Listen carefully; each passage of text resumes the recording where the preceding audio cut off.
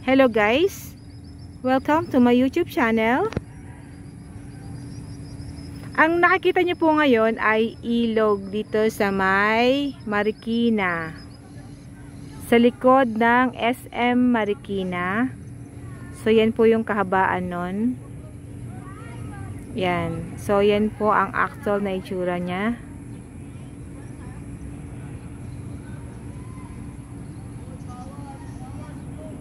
Yan. So dito guys, kapag Sunday, usually marami ditong nagbabike. Ngayon kasi kakatapos lang ng tag-ulan, kaya medyo mamasa-masa pa yung kalsada dito. Yan yung kalsada na yan. Doon sa may banda ron, doon, meron papunta doon. Ang lalabasan niyan ay sa may Bagong Bayan, palengke na. Yan, kung didiretsuhin mo yan, pagka dumaan ka dyan, nakabike ka, marami mga puno dyan, at may mga hayop din na mga iba-ibang hayop. Pero, ano lang, hindi ilan na hayop lang ang meron doon. So, yan. So, ngayon, yan. So, dito sa may part na to, sa may taas na, kapag ka-aakyat ka dito, meron silang sineset up dito, na mga rides para sa mga bata. Ayan, so sa darating na ayan Pasko, pwede nang actually, hindi ko alam kung anong date lang kailan sila bubuksan. So pwede mamasyal dito, family bonding, mga rides pwede, yan. So hindi siya ganoon nakikita ngayon dito sa video ko ngayon, pero mamaya ipapakita ko kung ano-ano yung makikita nyo dyan na pwedeng pagsakyan ng mga kabataan, ng mga bata. So, syempre, bonding din ng family. Yan, dito sa Riverbank Center. Yan. Diyan sa kabila yan. Hanggang doon sa kabila, yun, meron ding mga pwedeng masakyan doon sa kabila.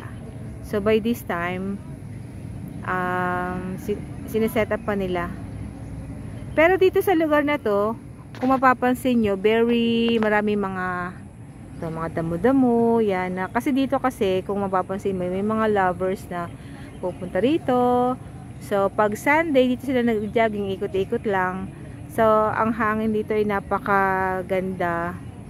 So, mas maganda kung mas madaling araw, andito na kayo para yung simoy ng hangin, amoy-amoy ninyong yan, kasi mainit na pagka anong oras na eh. So ito, dito usually nag-i-stay yung mga tao dito, kasama nila yung kanilang mga pet, mga dogs, yan. Tapos nag-bike, banding. Ngayon kakaunti lang ang tao ngayon eh.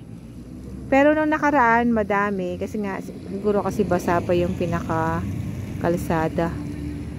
Yan. So yung iba dito, nag-tiktok, nagsasayaw. Yan. Tapos doon sa part na yon, kung makikita ninyo, may mga kainan doon. Kung gusto niyo mag-shopping, dyan banda sa area na yan. Yan.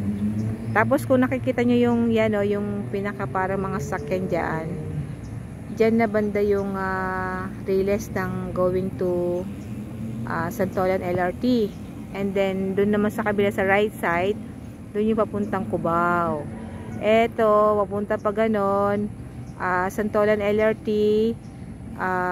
Marikina LRT, tsaka Antipolo na dun. Yun. Yan.